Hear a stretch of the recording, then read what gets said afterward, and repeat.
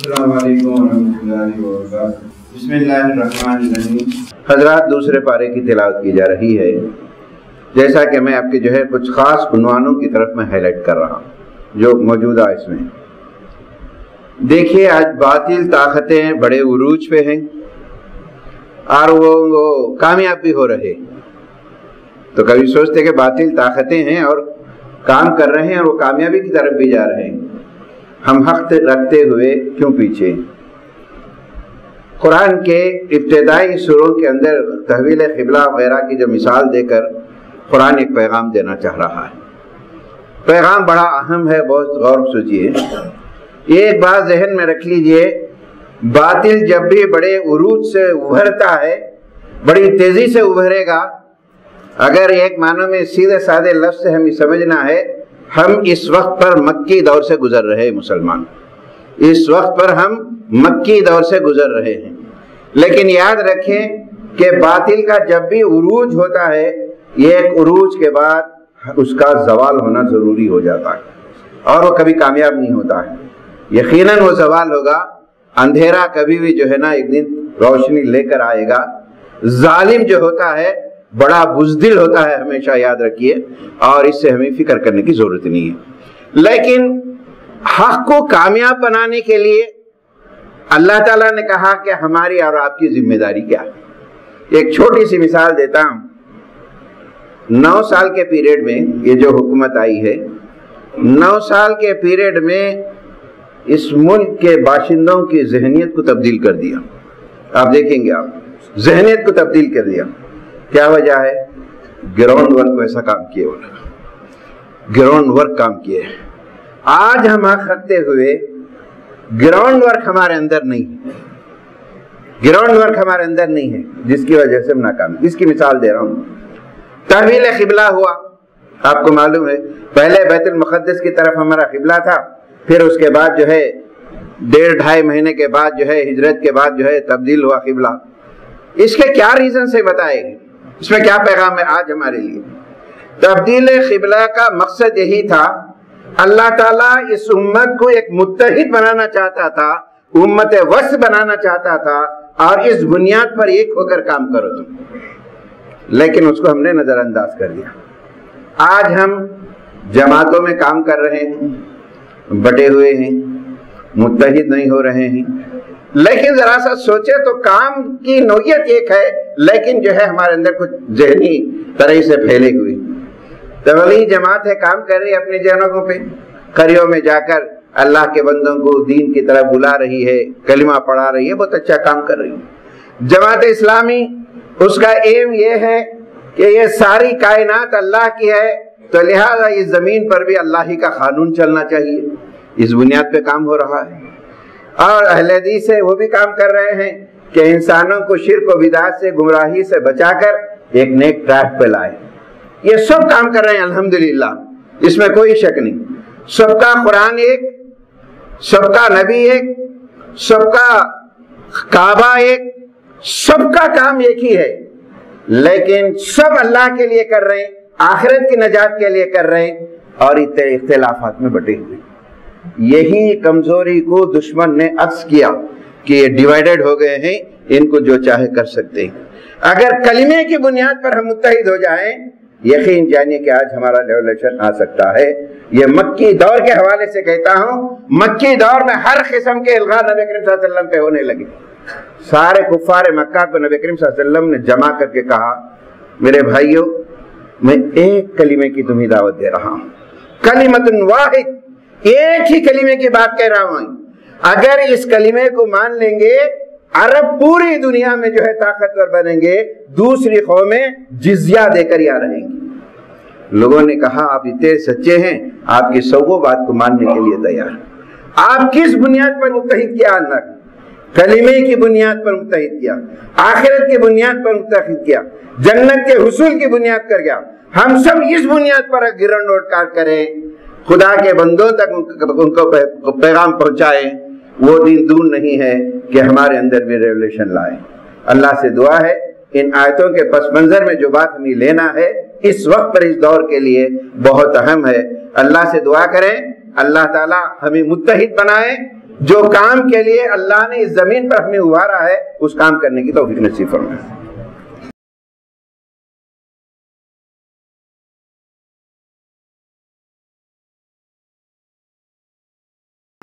بسم اللہ الرحمن الرحیم۔ محترم حضرات، نوجوانوں اور پڑھی لکھی لڑکیاں بھی آ رہے ہیں، آپ تمام کو یہ پیغام دینا چاہتا ہوں کہ اس وقت پر ہمارا قرآن سے اٹیچمنٹ کیوں ضروری۔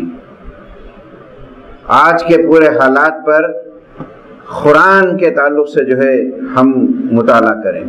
اللہ کے رسول صلی اللہ علیہ وسلم نے فرمایا قرآن کبھی پرانا نہیں ہوتا ہے، نئے چیزیں آپ کے سامنے ہر دور کے لیے نئی چیزوں کے مسائل کا آپ کے سامنے پیش کرتا ہے اور اس کا حل بھی پیش کرتا ہے۔ اس وقت پر ہے دوسرے پارے میں دوسرے تیسرے رکوع میں ایک 6 چیزوں کا ذکر کیا گیا۔ 6 چیزوں کے بعد اب کیا حالات ہوں گے پھر اس کا حل بتایا گیا۔ خدا کے لیے ذرا میری محنت چیز ہو جائے گی، آپ ان باتوں کو لے کے اٹھے۔ خلاصہ بالکل اللہ تعالیٰ نے فرمایا اے مسلمانوں نیکیوں کے حاصل کرنے میں آگے بڑھو، کسی کو نظر انداز مت کرو، یہ نیکی چھوٹی وہ نیکی چھوٹی۔ یہ جملہ غور کیجئے، اے مسلمانوں لوگوں سے مت ڈرو، مجھ سے ڈرو تم۔ تیسری بات، اللہ تعالیٰ تمہیں نعمتیں دینا چاہتا ہے، اس شرط پر دینا چاہتا ہے تم اللہ اور رسول کے راستے پہ چلتے رہیں گے، یہ نعمتیں تمہارے ساتھ رہیں گی۔ اگر تمہاری زندگیوں کو سنوارنا ہے، انبیاء کے راستے پہ چلو، تمہاری دنیا بھی سدھرے گی، آخرت بھی نجات ہوگی۔ پھر یاد رکھو، بڑی پیاری آیت ہے، اللہ تعالیٰ فرماتے ہیں تم مجھے یاد کرتے رہو، میں بھی ہمیشہ تمہیں یاد کرتا رہوں گا، ناشکراپن مت کرو۔ پھر اس کے بعد جو ہے ان آیتوں کا ذکر کر کے ایک مسئلہ پیش کیا گیا جو آج ہے۔ مسلمانوں ڈرو نہیں، یہ سوچ لو کہ یہ زندگی ختم ہونے والی ہے، آپ کبھی بھی اس دنیا سے جانے والے ہمیشہ نہیں ہے۔ ہماری زندگی تو آخرت کی زندگی ہے، لیکن اس زندگی میں اللہ کے قانون پہ چلنا ہے، امپلیمنٹ کرنا ہے، لوگوں کو بتانا ہے، یہ آسان کام بھی نہیں ہے۔ اس کام کے لیے تم ابھریں گے تو آزمائشوں سے بھی گزرنا پڑے گا، جیسا کہ اللہ تعالیٰ نے فرمایا ہم تم کو آزمائیں گے۔ وَلَنَبْلُوَنَّكُم مِّنَ الْخَوْفِ وَالْجُوعِ وَنَقْصٍ مِّنَ الْأَمْوَالِ وَأَنفُسِكُمْ سے پھیری دے گئی، کسی کا ڈر مسلط کر دیں گے۔ یہ NRC لائے ہیں جس کا مقصد کچھ بھی نہیں ہے، صرف ڈرانا ہے، خوف طاری کرنا ہے۔ مساجد کو گرانا اس کا مقصد یہی ہے تم ہم سے ڈرے رہو، تم خوف طاری ہو جاؤ۔ مال کی کمی سے، جانوں کے نقصان سے مارا جا رہا، کتنے لوگوں کو مارا جا رہا، اس قسم سے خوف مسلط کرنا چاہتے ہیں، لیکن اللہ تعالیٰ فرما رہے ہیں اس سے تم ڈرو مت، نہیں، ہم تمہارے ساتھ ہیں۔ یہ مصیبتیں آئیں گی اور چلے جائیں گی، مصیبتوں پہ صبر کر کے ڈرو مت اور ہمت سے مقابلہ کرو، حق کو پیش کرو، اللہ کامیاب بنائے گا، اور صبر کرنے والوں کے ساتھ یقیناً جنت ملنے والی ہے۔ یہی کام انبیاء نے مکی دور میں کیا، کامیابی ہوئی۔ اب ہم کو اس دنیا میں کامیابی کے لیے مکی دور کا جو دور ہے اس کو امپلیمنٹ کرنا ہے، یہ ہر مسلمان کی ذمہ داری ہے، اس سے کوئی بچ نہیں سکتا ہے۔ میرے دوستوں، میرے بھائیوں، قرآن کے پیغام کو سمجھیں، ان حالات میں بہت ضروری ہے ہم قرآن کو سمجھیں، قرآن کہاں سے کہاں لے جانا چاہتا ہے۔ اللہ سے دعا ہے کہ ان آیتوں پہ ہمیں غور و فکر کرنے کی توفیق نصیب فرمائے۔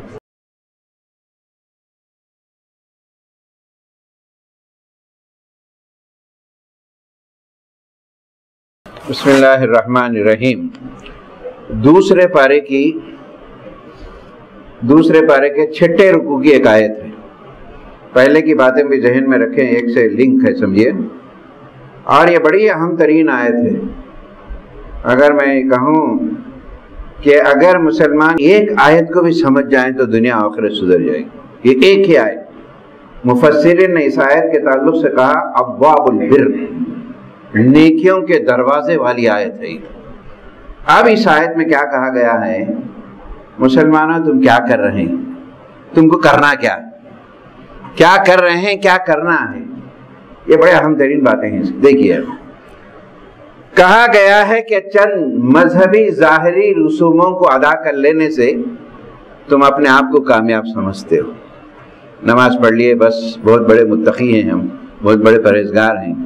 قرآن نے صاحب کا لیس البر ان تولوا وجوہکم قبل المشرق والمغرب، اصل نیکی نہیں ہے کہ مشرق یا مغرب کی طرف نماز منہ کر کے نماز پڑھ لینا. اصل نیکیاں کیا ہیں؟ اس میں دو حصے ہیں، ایک ایمانیت کا حصہ ہے، ایک حقوق کا حصہ ہے. ایمانیت کے تعلق سے بے حد ہم کمزور ہیں. جو معصوم بچوں کو جو فاؤنڈیشن ایمانیت کا رکھنا ہے لیس ہے، جس کی وجہ سے آگے چل کر اسکولوں میں جو ذہن بنایا جاتا ہے اس سے ڈر لگتا ہے کہیں ہمارے بچے دین پر بھی قائم رہیں گے یا نہ رہیں. قرآن دے کیا ہے، کیا کرنا چاہتا بتائیے. کیا ہے ایمانیت؟ اللہ پر ایمان لائے، ملائکہ پر، فرشتوں پر، کتابوں پر، آخرت کے دن پر. آمنت باللہ وملائکتہ وکتبہ ہم بچپن میں یاد کرتے تھے. آج کسی چھوٹے بچے کو 6 7 کلاس کے بچے کی زبان سے بھی ہم سن نہیں سکتے. دیکھیں کمزوری کیا ہے، قرآن ذکر کرتا ہے. یہ فاؤنڈیشن نہیں ہے، آگے چل کر آپ کے بچے، آپ کے نسلیں جو ہے نا کہاں جائیں گے اللہ کو معلوم. آپ کو اس کام پہ کرنا ہے، ایمانیت مضبوط کریے بچوں کے اندر. کتنے بچوں کو ایمان ہے؟ یہ کام کرنے کی سب سے بڑی ذمہ داری یہاں خواتین کی ہے. خواتین کی ایک بڑی ذمہ داری ہے، یہ نسلوں کو تیار کریں، اور یہ نسلیں آگے چل کر بے دین ہو جائیں گے تو اللہ تم کو پوچھے گا تم نے ان کو ایمانیت کیوں مضبوط نہیں کیا. یہ قرآن صاحب دیتا ہے. ایک حد تک ایمانیت میں بدل گئی. اب دوسرے معاملے میں قرآن کیا کہتا ہے دیکھیے. 6 سے تقریباً 14 احکام. رشتہ داروں کا حق ادا کرو، یتیموں کا حق ادا کرو، مسکین کا حق ادا کرو، مسافر پر خرچ کرو. معاملات کیا ہیں ہمارے؟ بیواؤں کا ہمارے ساتھ کیا معاملہ ہے؟ یتیموں کے ساتھ ہمارا کیا معاملہ ہے؟ پیسہ کہاں خرچ کرتے ہیں ہم؟ انفاق فی سبیل اللہ کے راستے میں خرچ کرنا. نماز قائم کرو، زکوٰۃ کے نظام کو خاتم کرو، تنگی اور مصیبت میں صبر سے کام لو. آخری لفظ حق اور باطل کے حالات میں، حق اور باطل کے حالات میں حق کا ساتھ دیا کرو. یہی تقویٰ ہے، یہی تقویٰ ہے. آج ڈر کر مصلحت مصلحت مصلحت بلکہ تباہ ہو گئے. مصلحت کے نام پہ تباہ ہو گئے. دکھ کی بات تو یہ ہے ہم دوسروں کو سیکولر بنانے کے لیے اپنے آپ کو تباہ کر لے رہے ہیں. وہ تو اچھے ہیں.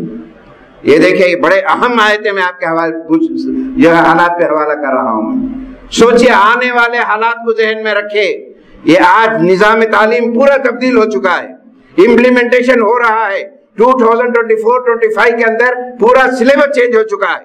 سلیبس کے اندر ایسی چیزیں آپ پڑھیے، خدا کے لیے سلیبس آ چکا ہے. یہ CBSE جو ہائر کلاسز کا جو سلیبس، چھوٹے کلاسز کا جو سلیبس آیا، پریشان ہو جائیں گے دیکھ کر.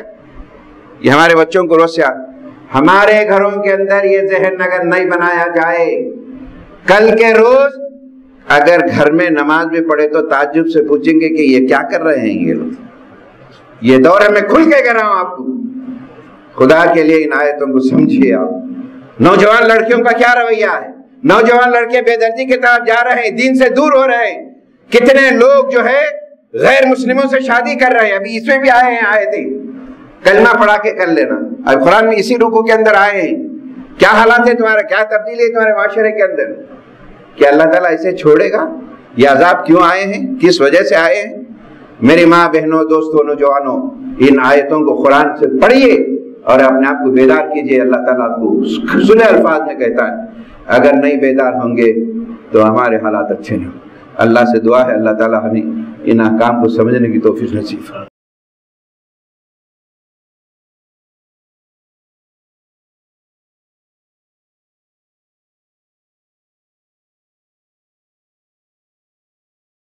بسم اللہ الرحمن الرحیم. اس رکوع دوسرے پارے میں شادی بیاہ کے بھی مسائل ہیں. لڑکے اور لڑکیوں کا جو غیر مسلموں سے بڑے اہم عنوانات ہیں، پھر کبھی موقع ہے تو ذکر کروں گا.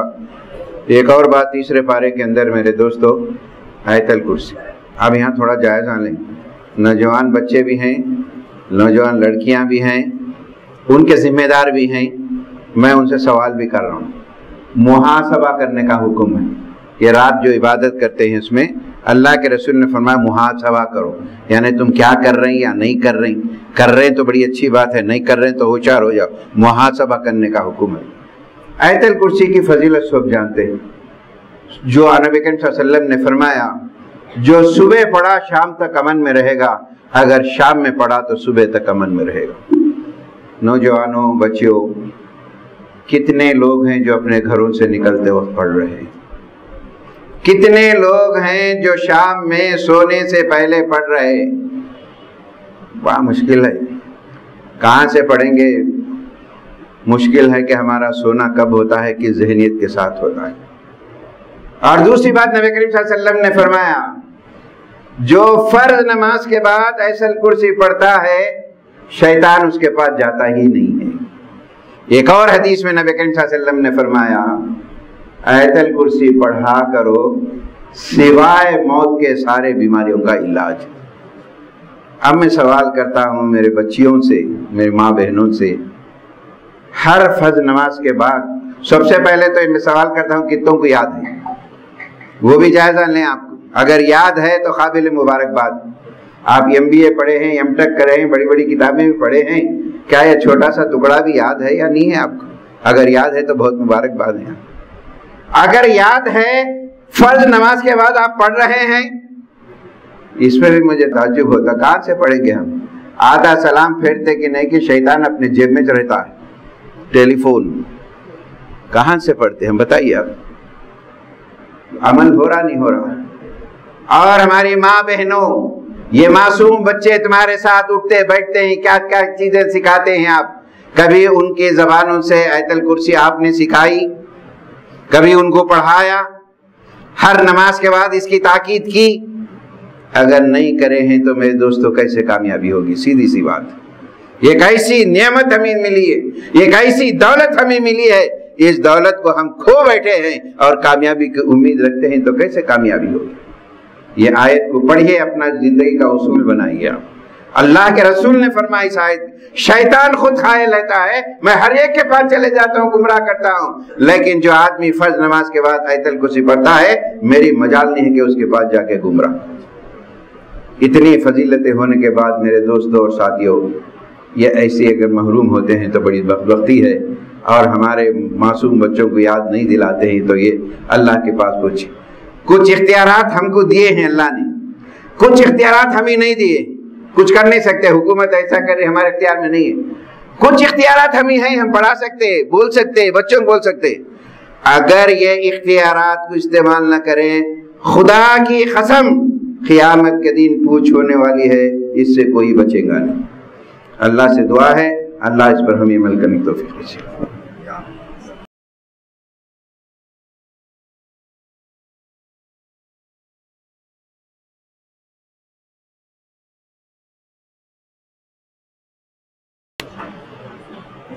بسم اللہ الرحمن الرحیم۔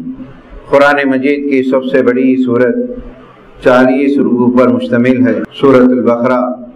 الحمدللہ الحمدللہ ثم الحمدللہ، ہم نے اس کی تلاوت تکمیل کی ہے۔ النبی کریم صلی اللہ علیہ وسلم نے فرمایا سورہ بقرہ اپنے گھروں میں پڑھا کرو، اس میں خیر و برکت ہوتی ہے۔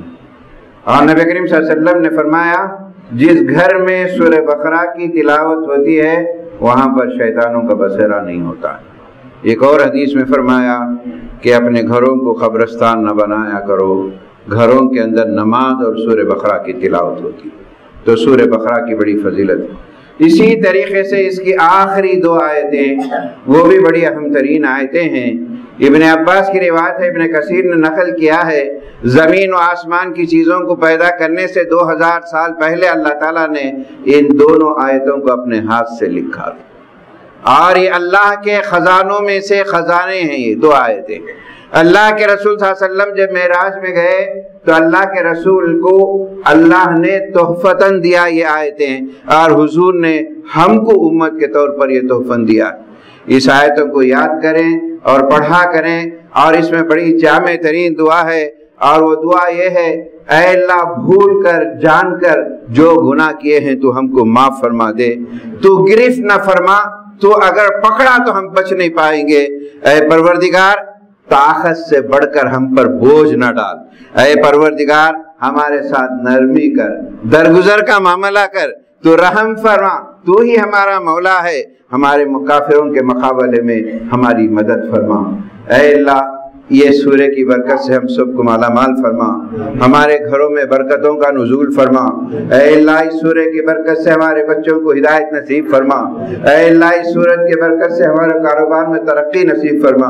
اے اللہ اس سورت کی برکت سے جو بیمار ہیں انہیں شفا عاجلہ و کلیہ نصیب فرما۔ اے اللہ یہ سورہ ہم نے پڑھا ہے اور سنا ہے، قیامت کے دن یہ سورہ ہمارے حق میں سفارش کا ذریعہ بنا، اس کی سفارش ہمارے حق میں قبول فرما۔ آمین وآخر الحمدللہ۔